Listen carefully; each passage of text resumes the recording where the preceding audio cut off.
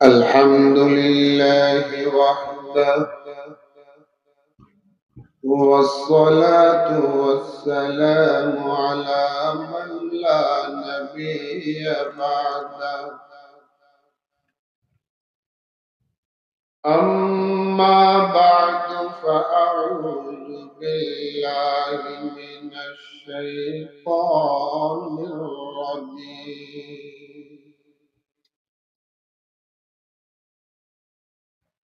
بسم الله الرحمن الرحيم.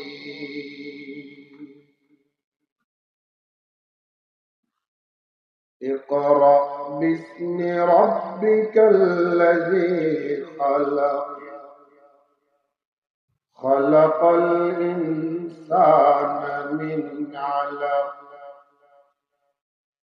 اقرأ وربك الأكرم الذي علم بالقلم،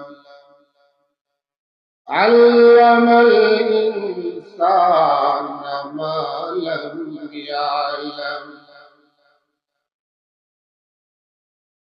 وقال النبي صلى الله عليه وسلم: خيركم من تعلم القرآن وعلمه. آمنت بالله، صدق الله مولانا العظيم، وبلغنا رسوله النبي الكريم،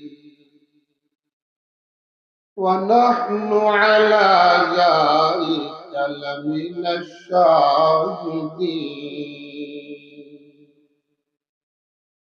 والشاكرين، والحمد لله رب العالمين.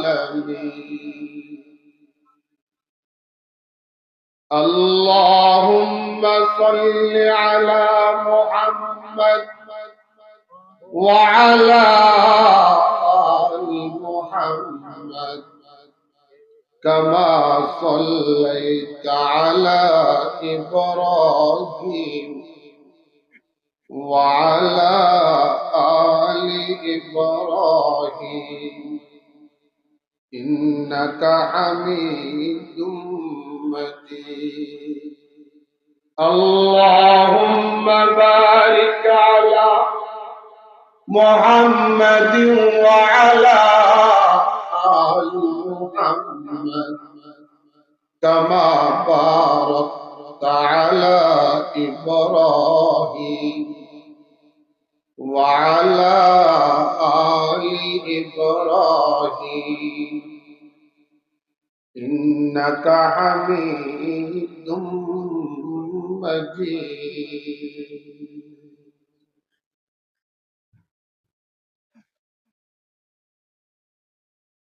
দারুত তাকওয়া মাদ্রাসা মসজিদ কমপ্লেক্সের উদ্যোগে আয়োজিত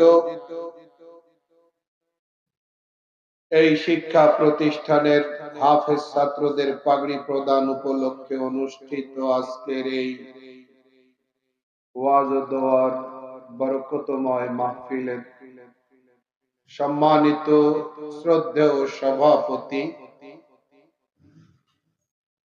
হযরত উলামায়ে কেরাম, মেহমানানে আযম, সম্মানিত অতিথিবৃন্দ ও শ্রদ্ধেয় মুরব্বিয়ানে কেরাম, আমার সামনে বসা সর্বস্তরের ধর্মপ্রাণ বেরাদারানি ইসলাম, মাইকের আওয়াজ যতদূর পর্যন্ত যায় ততদূর পর্যন্ত বিভিন্ন বাড়িতে বাসায় পর্দার আড়ালে অবস্থানকারিনী সম্মানিত মা ও বোনেরা, সর্বপ্রথম মহান পরওয়ারদিগারে আলম মহান সৃষ্টিকর্তা আল্লাহ জাল্লা জালালুহু আম্মা নওয়ালুহু শাহী বারগাহে লাখ কোটি শুকরিয়া আদায় করি, যিনি আমাদেরকে এই মোবারক মাহফিলে অংশগ্রহণ করার তৌফিক এনায়েত করেছেন। আল্লাহ তৌফিক না দিলে গায়ের জোরে আমরা কেউই আসতে পারতাম না। তিনি কবুল করেছেন, তৌফিক এনায়েত করেছেন, এই জন্য আমরা আসতে পেরেছি। অতএব সেই মহান রবের পরম করুণাময় মাওলায়ে কারীমের শাহী দরবারে কালিমাতু শুকর পড়ে নেই। সবাই পড়ুন, বলুন আলহামদুলিল্লাহ।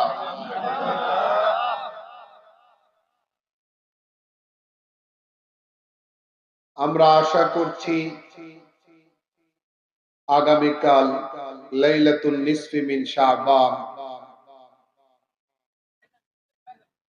মোবারক তাৎপর্যমণ্ডিত রজনী, ইবাদতের রাত, কান্নাকাটি করে তওবা করে মহান আল্লাহর কাছে মাগফিরাত হাসিল করার একটি, ক্ষমা পাওয়ার একটি মোবারক রাত। আমাদের বড়রা বুজুর্গানে দ্বীন বলে গেছেন যে আসলে শাবানের এই মধ্য রজনী মাহে রমজানের মতো একটি ফজিলতপূর্ণ মাসের ফজিলতের বিশাল গোডাউনে প্রবেশ করার একটা গেট। আল্লাহ যেন আমাদেরকে এই গেট দিয়ে মাহে রমজানের ফাজাইল আর বারাকাতের গোডাউনে প্রবেশ করার তৌফিক দান করেন। যেভাবে সিয়াম সাধনায় অংশগ্রহণ করলে মহান আল্লাহ খুশি হবেন, ওইভাবেই যেন আমরা সিয়াম সাধনায় অবতীর্ণ হতে পারি। আল্লাহ যেন আমাদেরকে তৌফিক দান করেন। হযরত উবাদা ইবনে সামিত রাদিয়াল্লাহু আনহু বলেন, হযরত রাসূল আকরাম সাল্লাল্লাহু আলাইহি ওয়াসাল্লাম ইরশাদ করেছেন, আতাকুম রমাদান, তোমাদের কাছে চলে এসেছে মাহে রমজান। এই রমজান কোন মাস? নবী আলাইহিস সালাম ইরশাদ ফরমান, শাহরু বারাকা, বরকতের মাস। আর কি বৈশিষ্ট্য এই মাসের? ইয়াগশাকুমুল্লাহু ফি, এই মাসে দয়াময় আল্লাহ তার প্রিয় বান্দা বান্দীদেরকে রহমতের কোলে তুলে নেন। আর কি বৈশিষ্ট্য এই মাহে রমজানের? নবী আকরাম সাল্লাল্লাহু আলাইহি সাল্লাম ফরমান, ওয়া ইউনজিলুর রাহমা, আল্লাহ দিবারাত্রি এই মাসের প্রত্যেকটা দিনে রাতে রহমতের বারিধারা, রহমত বর্ষণ করেন। আর কি বৈশিষ্ট্য? নবী আলাইহিস সালাম বলেন, ওয়া ইয়াহুত্তুল খাতায়া, তিনি গুনাহসমূহ maaf করে দেন। আর কি বৈশিষ্ট্য? তিনি বলেন, ওয়া ইস্তাজিবু ফীহি দুআ, এই মাসে রোজাদারেরা যা চান আল্লাহ তাই বরাদ্দ দেন, দোয়া কবুল করেন। আর কি? এরকম অনেক ফাজাইল অন্যান্য হাদিসে আসছে।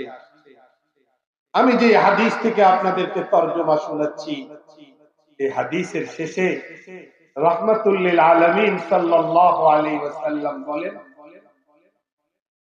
ফায়ানজুরুল্লাহু তাআলা ইলা তানাফুসিকুম, এই মাসে আল্লাহ তাআলা তোমাদের নেক আমলের প্রতিযোগিতা, নামাজ, তেলাওয়াত, সিয়াম সাধনার প্রতিযোগিতা, এই প্রতিযোগিতাটা আল্লাহ পাক খুব বেশি ভোগ করেন, আল্লাহ পাক নজর করেন, আল্লাহ পাক দেখেন। এবং ওয়ায়ুবাহি বিকুম মালাইকা, নিজ ফেরেশতাদের কাছে তোমাদেরকে নিয়ে আল্লাহ পাক গর্ব করেন। দেখো দেখো আমার বান্দা বান্দিরা আমার জন্য না খেয়ে আমাকে সন্তুষ্ট করার প্রতিযোগিতায় অবতীর্ণ হয়েছে। সুতরাং আল্লাহ নবী সাল্লাল্লাহু আলাইহি সাল্লাম ফরমান ফাআরাদুল্লাহ মিন আনফুসিকুম খায়রা, অতএব তোমরা তোমাদের পক্ষ থেকে এই মাসে ভালো কিছু আল্লাহর সামনে প্লেস করো, ভালো একটা কিছু করে আল্লাহর সামনে তোমরা রাখবার চেষ্টা করো। মনে রেখো ফাইন্নাশ শাকিয়্যা মান হুরিমা ফীহি রাহমাতাল্লাহি আযজা ওয়া জাল, সবচেয়ে দুর্ভাগা ওই মানুষটা যে এই বরকতময় মাস পেয়েও আল্লাহর রহমত থেকে বঞ্চিত হয়েছে। ভাইরা আমার, আমরা যেন বঞ্চিতদের কাতারে শামিল না হই, আমরা যেন সৌভাগ্যবানদের কাতারে শামিল হতে পারি। রাজি আছি না? আল্লাহ যেন আগামীকাল শাবান মাসের মধ্য রজনী লাইলাতুন নিসফি মিন শাবান, এই মোবারক রাতের গেট দিয়ে মাহে রমজানের ফাজাইল বারাকাত, মাহে রমজানের যে আল্লাহর বিভিন্ন রকম পুরস্কারের ঘোষণা, সেই প্রতিশ্রুত ঘোষণা সমূহের পুরস্কার সমূহের গোডাউনে প্রবেশ করতে পারি। আল্লাহ যেন তৌফিক দান করেন। সামনে একটা রাত, তার 15 দিন, 2 সপ্তাহ পরে একটা মাস। এই জন্য আমার আগের মেহমান, আপনাদের কাঙ্ক্ষিত মেহমান, আমাদের জমিয়তে উলামা ইসলাম বাংলাদেশের সম্মানিত সাংগঠনিক সম্পাদক, যেটা কোন একটি দলের অন্যতম ইম্পর্টেন্ট এবং গুরুত্বপূর্ণ পোস্ট, সেই পদধারী স্বনামধন্য আলেমে দ্বীন, বিশিষ্ট ইসলামী চিন্তাবিদ শাইখুল হাদিস হযরত মাওলানা নাজমুল হাসান কাসিমি দামাত বারাকাতুহুম রোজা এবং মাহে রমজানকে তার আলোচনায় টাচ করেছেন। পরকালীন জীবনের ভাবনা সম্পর্কে আপনাদের দৃষ্টি আকর্ষণ করেছেন। আল্লাহ তাআলা যেন কথাগুলোকে কবুল করেন। আমিও একখানি হাদিসকে সামনে রেখে মাহে রমজান সম্পর্কে কিছু কথা আপনার সামনে রাখলাম, কিন্তু আমার আলোচ্য বিষয় সামনে। আপনারা লক্ষ্য করেছেন খুতবার পরে আমি ওই আয়াতগুলো তেলাওয়াত করেছি, যে আয়াতগুলো আপনারা জানেন হেরা গুহায় সর্বপ্রথম রব্বুল আলামিন তার প্রিয়তম পয়গম্বর হযরত রাসূল আরবি সাল্লাল্লাহু আলাইহি ওয়াসাল্লামের উপরে নাযিল করেছেন। কোরআনে কারীমের প্রথম আয়াত আপনারা অনেকেই জানেন, জানেন না যে এই আয়াতগুলো কোরআনে কারীমের প্রথম আয়াত। এগুলো আমি তেলাওয়াত করেছি, তরজমা আপনারাও জানেন।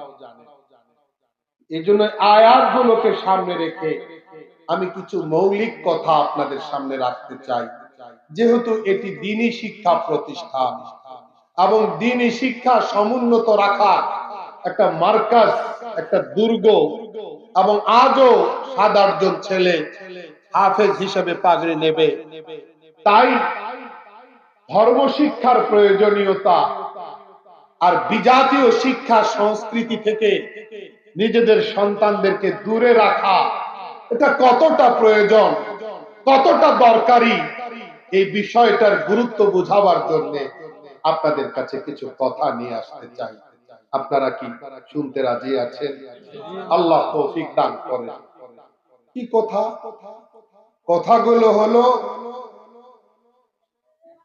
সারা দুনিয়ার একটা কমন মূলনীতি। ভাই, কোন ডিস্টার্ব হলে কথা বলা যায় না। যিনি বলছেন তার দিকেই তাকিয়ে থাকতে হবে। দিলের কান দিয়ে শুনতে হবে, এদিক সেদিক তাকানো যাবে না। তাহলে সাবলীল আলোচনার ধারা, ধারাবাহিক আলোচনার ধারা ব্যাহত হয়। যিনি আলোচনা করেন তিনি ডিস্টার্ব ফিল করেন। আল্লাহ আমাদেরকে মনোযোগ দেওয়ার তৌফিক দিন। সারা দুনিয়ার স্বীকৃত মূলনীতি, যে কোনো জাতির জাতিসত্তা যদি সমুন্নত রাখতে হয়, তাহলে শিক্ষা ব্যবস্থা হইল প্রধানতম হাতিয়ার। কথাটা বুঝেন, এই প্রথম লাইনটা বুঝতে হবে। কোন জাতির জাতিসত্তা টিকাইতে হলে শিক্ষা হইল প্রধানতম হাতিয়ার। কথাটা কি বুঝে আসছে? আমরা মুসলিম জাতি, এই মূলনীতিটা আমাদের বেলায়ও সমানভাবে প্রযোজ্য। কথা বুঝে আসছে? তার মানে আমাদের মুসলিম জাতিসত্তা টিকবে না ধ্বংস হয়ে যাবে, এটা নির্ভর করে আমাদের শিক্ষা ব্যবস্থা। যদি মুসলিম জাতিসত্তা সমুন্নত রাখার শিক্ষায় আমরা সবাই মনোযোগী হই, তাহলে আমরা যে মুসলিম, আমাদের পরিচয়, এই পরিচয়ের স্বকীয়তা, এই পরিচয়ের আলাদা একটা রং, ঐতিহ্য, এটা কিয়ামত পর্যন্ত টিকে থাকবে। বিপরীতে আমরা যদি ইসলামী শিক্ষা ছেড়ে বিধর্মীয় কোন শিক্ষা সংস্কৃতির দিকে ঝুঁকে পড়ি, তাহলে নামে হয়তোবা মুসলমান থাকবো, অরিজিনাল মুসলমান, খাঁটি মুসলমান কেউই থাকবে না। ইসলামের যে একটা স্বকীয়তা, এটাও থাকবে না, ধ্বংস হবে। কথা কি বুঝে আসছে? আল্লাহ আমাদেরকে বুঝার তৌফিক দান করে।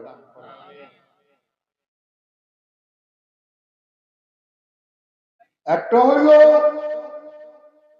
ইমানদার, একটা পরিচয়, একটা হলো ইমানের দাবিদার। একটা পরিচয় হলো কি আমি ইমানদার, আপনি ইমানদার, একটা হলো ইমানের দাবিদার। আমরা অনেকে ইমানের দাবিদার হয়ে বসে আছি, ইমানদার এখনো হতে পারে। মাইন্ড করলেন, কষ্ট পাইলেন, আল্লাহ তাআলা বুঝার তৌফিক দান করে আমাদেরকে ইমানদার। ইমান নিয়েই মরতে হবে, ইমান নিয়েই আল্লাহর কাছে যেতে হবে।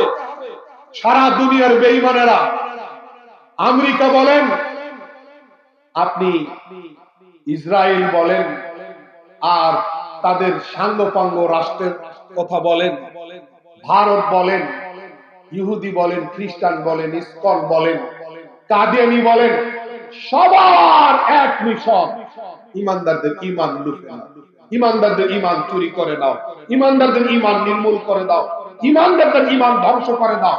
এটার রাস্তাটা কি? ধ্বংস তো করবে, রাস্তাটা কি? রাস্তা হলো শিক্ষা ব্যবস্থায় কুড়াল লাগাও। জোরে বলেন ঠিক না ঠিক? শিক্ষা ব্যবস্থা ধ্বংস করো। যদি মুসলিম জাতির জাতিসত্তা ধ্বংস করতে চাও, শিক্ষা আঘাত করো। এই প্ল্যান পরিকল্পনা, এই জঘন্য প্ল্যান পরিকল্পনা অতীতেও যেমন ছিল, আজও তেমন আছে, ভবিষ্যতের দিনগুলিতেও থাকবে। যদি মুসলিম জাতি এই পরিকল্পনাগুলো রুখে দিতে না পারে, তাহলে তারা প্রকারান্তরে সফল হয়ে যাবে। আর যদি সবাই জীবন বাজি রেখে যদি রুখে দিতে পারে, তাহলে মাথা উঁচু করে বিশ্বের মানচিত্রে মুসলিম জাতি সমহিমায় দাঁড়িয়ে থাকবে ইনশাআল্লাহ। কথাগুলো বুঝে আসছে? তাহলে কি লাইন, প্রথম লাইন কি?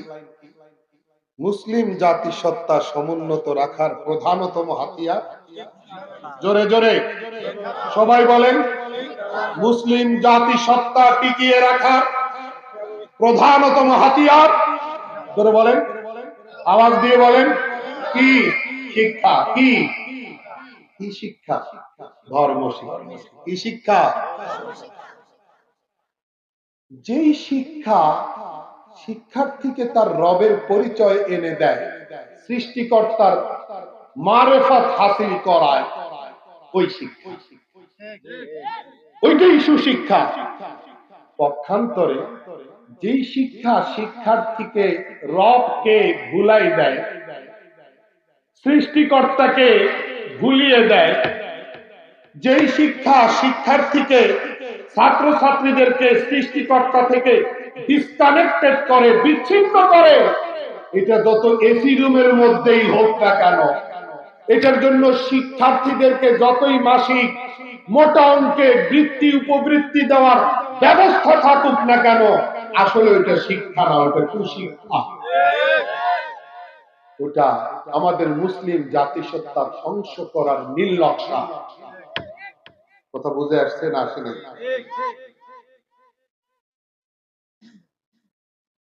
একজন ছাত্র কিংবা ছাত্রীর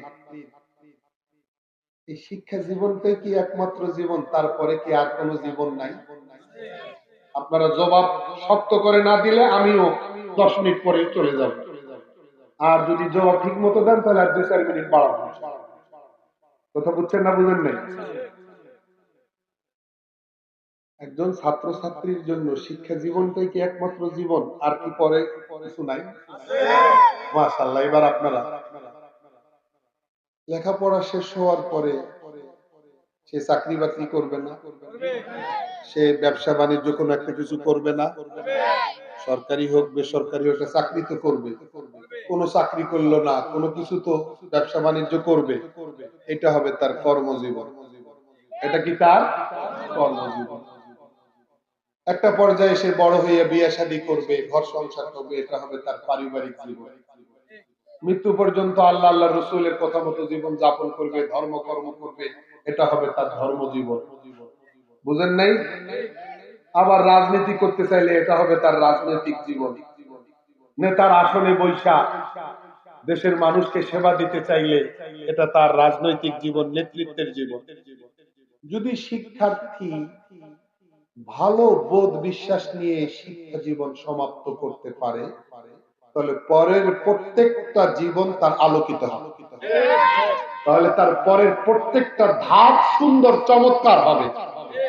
আর যদি শিক্ষার্থী শিক্ষা জীবনটা সমাপ্ত করে খারাপ বোধ বিশ্বাসের উপরে, নেগেটিভ কোন ধ্যান ধারণার উপরে, পশ্চিমা কোন সংস্কৃতির উপরে, বিধর্মীয় মনোভাব নিয়ে সে যদি শিক্ষা জীবনটা সমাপ্ত করে, তাহলে মনে রাখবেন শতভাগ নিশ্চয়তা দেওয়া যাইতে পারে আল্লাহ মাফ করুন, তার পরবর্তী প্রত্যেকটা স্তর, প্রত্যেকটা ধাপ, প্রত্যেকটা মানে তার জীবন আমি মনে করি হুমকির মুখে চলে যাবে, এবং প্রত্যেকটা জায়গায় এই খারাপ শিক্ষার প্রভাব পড়তে থাকবে।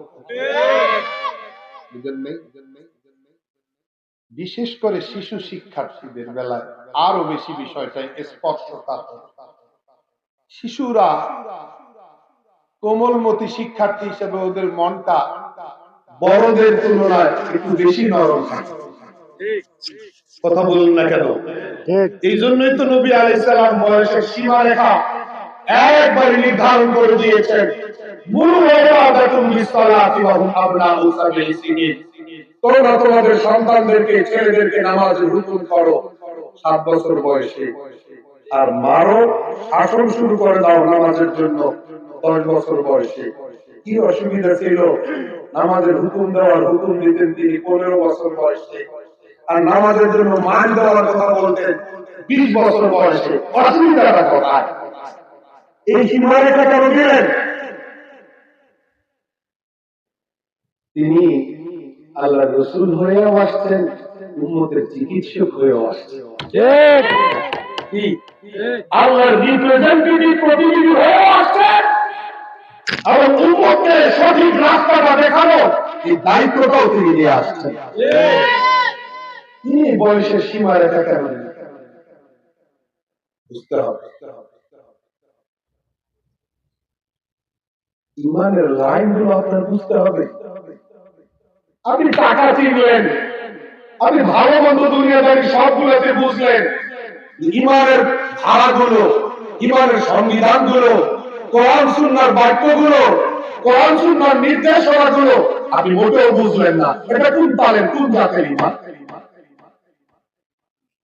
মানবতার মুক্তির দিশারি ইমামুল আম্বিয়া হযরত রাসূল আকরাম সাল্লাল্লাহু আলাইহি ওয়াসাল্লাম 1450 বছর আগে উম্মতকে বলে গেছে, সন্তানদেরকে, ছেলেদেরকে নামাজের হুকুম করবা 7 বছর বয়সে, আর মারবা, শাসন করবা হালকা। কয় বছর বয়সে?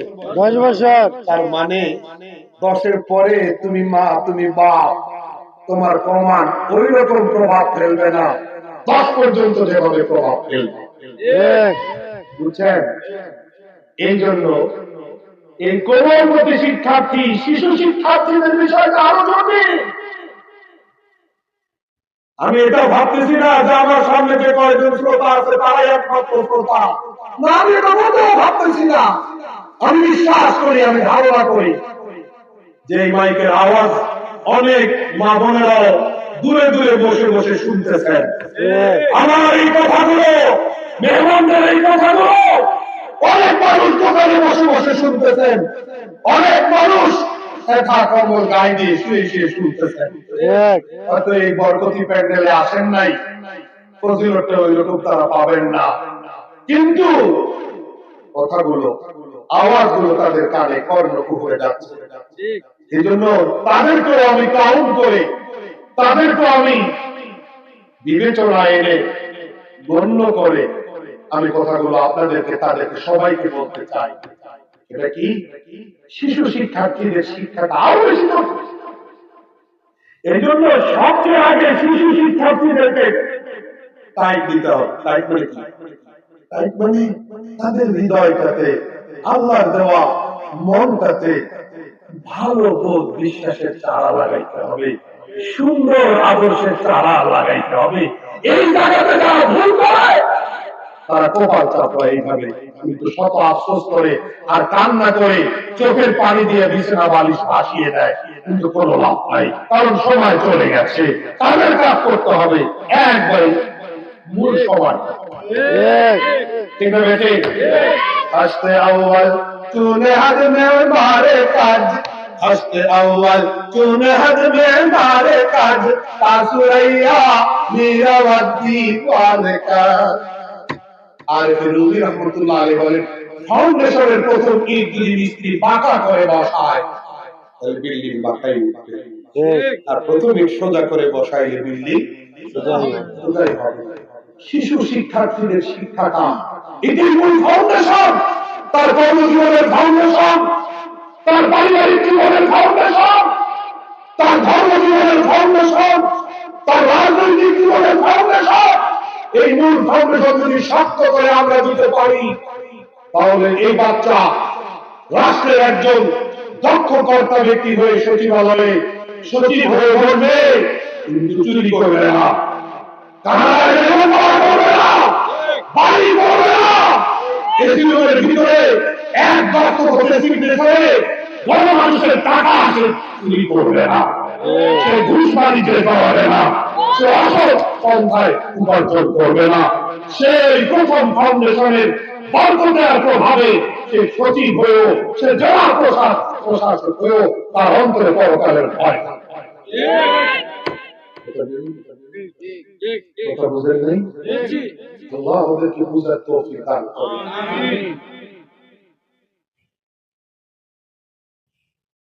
একজন ট্রেনে উঠছে,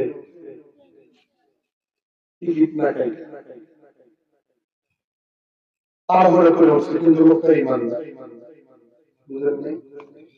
টিকিট দেখান, তবে আমি তাড়াহুড়ো করে উঠে গেছি,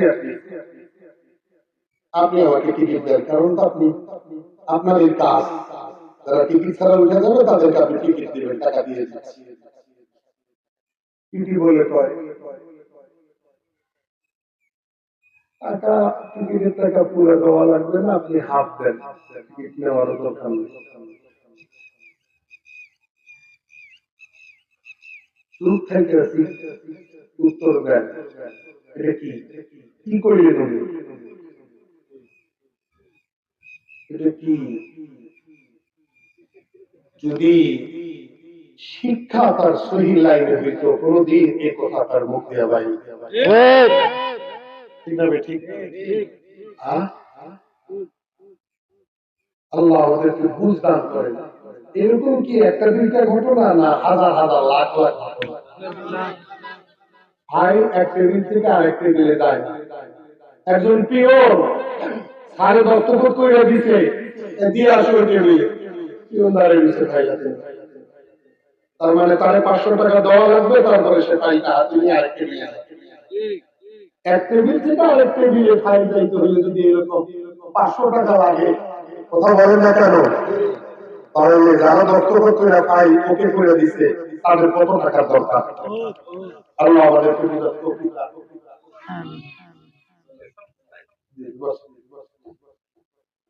এই দেখো তো হুজুরে কি খানা দানা নামাজ শেষ হয়েছে কিনা?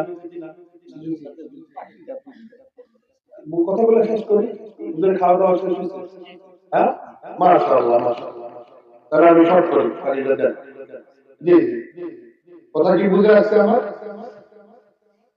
একজন ছোট বাচ্চাকে আপনি যদি আল্লাহর বড়ত্ব সম্পর্কে একটা আইডিয়া দিতে পারেন, সুন্দর বোধ বিশ্বাসের চারাটা লাগাই দিতে পারেন, আপনার কথার স্টাইল যদি এইরকম হয়, একজন 5 বছর কিংবা 6 বছরের বাচ্চা, এখনো তার কোনো বুঝ হয় নাই, তাকে যদি আপনি বলেন, এই বাবা আমার, কলিজা আমার, তুমি একটু আল্লাহর আসমানটা দিতে তাকাও তো বাবা, বাবা কত সুন্দর নীল আকাশ আল্লাহ তৈরি করছেন, বাবা এটা আল্লাহ ছাদ বানাইছেন, সারা পৃথিবী থেকে আল্লাহ তাআলা এই ছাদের নিচে রাখছেন, আমাদের বাংলাদেশটা যেমন এই ছাদের নিচে, আমেরিকা, আফ্রিকা, সৌদি আরব, বাহরাইন, দুবাই, কাতার, নেপাল, মালয়েশিয়া, ইন্দোনেশিয়া, সারা দুনিয়ায় ছাদের নিচে, বাবা আল্লাহর এত বড় ছাদ, আমি তোমার আব্বুর বাসায় একটা ছাদ দিছি, পিলার ছাড়া দিতে পারি নাই, বাবা এই তাকওয়া মাদ্রাসাটার মাহফিলে ডেকোরেটর সামিয়ানা টানাইছে, খুঁটি ছাড়া দিতে পারে নাই, আল্লাহ ছাদ কত বড়, একটা খুঁটিও নাই, আল্লাহ শক্তি কত বেশি, আল্লাহ ক্ষমতা কত বেশি, আল্লাহ বড় তো বেশি, বাবা আপনি যদি এইভাবে তারা লাগাইতে পারে, তাহলে তাহলে বাচ্চাটা একদিকে যাবে, বুঝলেন না? আর আপনি যদি ক্লাস 7 এ 8 এ বইরা টিচার গল্প পড়ায়, এক গ্রামে আগুন লাগছে, ফায়ার সার্ভিস আগুন নিভাইতে গেছে, গিয়া দেখে গ্রামটা মুসলমানদের, ওখানে মুসলমান নারীরা বোরখা পরে পর্দা পরে আছে, বালতি নিয়ে আগুন নিভাবার চেষ্টা করতেছে, ফায়ার সার্ভিস ওই মুসলিম গ্রামের মহিলাদেরকে পর্দা পরিহিতা দেখা, বোরখা পরা দেখা রাগ কইরা আগুন না নিভাইয়া চলে আসছে, যার কারণে গোটা গ্রামটা আগুনে জ্বলে গেছে। এটা কি রচনা না কোন কিছুর পরিকল্পনা? এটা নামে রচনা, কিন্তু আসলে পর্দা সম্পর্কে শিক্ষার্থীর অন্তরে বিষ ঢুকানোর পরিকল্পনা। এইরকম অসংখ্য রচনা যেগুলি ইমানের জন্য হুমকি, যেগুলি কোনটা সরাসরি ইমান বিরোধী, পরাজিত সরকার অন্য দেশের এজেন্ডা বাস্তবায়ন করতে গিয়া আমাদের দেশের মুসলিম দেশের পাঠ্যপুস্তকে এগুলো ঢুকাইছে। কেন? ওই জায়গায় আঘাত না করলে মুসলমানদেরকে তাদের ধর্মীয় বোধ বিশ্বাস থেকে সরানো যায়। এই জন্য আল্লাহ তাআলা রাসূল আকরাম সাল্লাল্লাহু আলাইহি ওয়াসাল্লামের উপরে প্রথম ওই বাণীটা দিলেন। তিনি যখন দুনিয়াতে আসেন তখন কোনো মানবতা ছিল না, কোনো সভ্যতা ছিল না, বড় বড় যুগ বলা হতো নারীদের কোনো অধিকার নাই, শিশুদের কোনো অধিকার নাই, এতিমদের কোনো হক নাই, বিধবাদের কোনো অধিকার নাই, শ্রমিকদের কোনো অধিকার নাই, বলতে বলতে মারামারি, হানাহানি, কাটাকাটি, এরকম একটা শ্বাসরুদ্ধকর পরিস্থিতিতে, বড় বড় পরিস্থিতিতে নবী আলাইহিস সালাম আল্লাহ পাক দুনিয়াতে পাঠাইলেন, 40 বছরের নবী হইলেন, প্রথম বাণীটা দিলেন, এই অজ্ঞতা, এই মূর্খতা, এই ভরকতা, এই বর্বরতা, এই নির্দয়তা, এই নিষ্ঠুরতা, এই নির্মমতা থেকে যদি আমার দিকে আসতে হয়, শিক্ষার আলো ছাড়ার কোনো উপায় নাই। আর ওই শিক্ষা, যে শিক্ষা রব চিনায়, এই জন্য আল্লাহ দেবীর নামে যদি পড়া স্টার্ট হয়, ওই পড়ার কোনো লাভ নাই। প্রতিবার মূর্তির নামে যদি পড়ালেখা শুরু হয়, ওই পড়ালেখার কোনো ভবিষ্যৎ নাই। ওই পড়ালেখাটাই পড়ালেখা, ওই শিক্ষাটাই শিক্ষা, ওইটাই তালিম, যেটা রব করাবে। রবকে যিনি সৃষ্টি করছেন, কি সৃষ্টি করছেন? মানুষ সৃষ্টি করছেন। কিভাবে সৃষ্টি করছেন? মায়ের গর্ভে জমাট রক্তে এত সুন্দর আকৃতি দিয়া মানব তৈরি করেছে। তিনি রব, এটা কি আল্লাহ ছাড়া কেউ পারে? এটা যারা গ্রাউন্ড তৈরি হবে পড়ালেখা। এই জন্য আমাদের এই মাদ্রাসা শিক্ষাগুলাকে সমুন্নত রাখবার জন্য আমাদের সবাইকে সিরিয়াস হতে হবে, আর জোর আওয়াজ তুলতে হবে। বহু শহীদের, প্রায় ১,৫০০ শহীদের শাহাদাতের মাধ্যমে পাওয়া নতুন স্বাধীন এই বাংলাদেশে আগামীতে প্রত্যেকটা প্রাইমারি স্কুলে, প্রত্যেকটা হাই স্কুলে একজন একজন করে ধর্ম শিক্ষক নিয়োগ দিতেই হবে। এটা অন্যায় দাবি না, এটা ইমান রক্ষার দাবি। ভাব দেখা আল্লাহ আমাদের সবাইকে কবুল করেন। আমিন। দরকারি কথা না সরকারি কথা, আল্লাহ তাআলা আমাদের সকলকে আমল করার তৌফিক দান করেন। আমিন।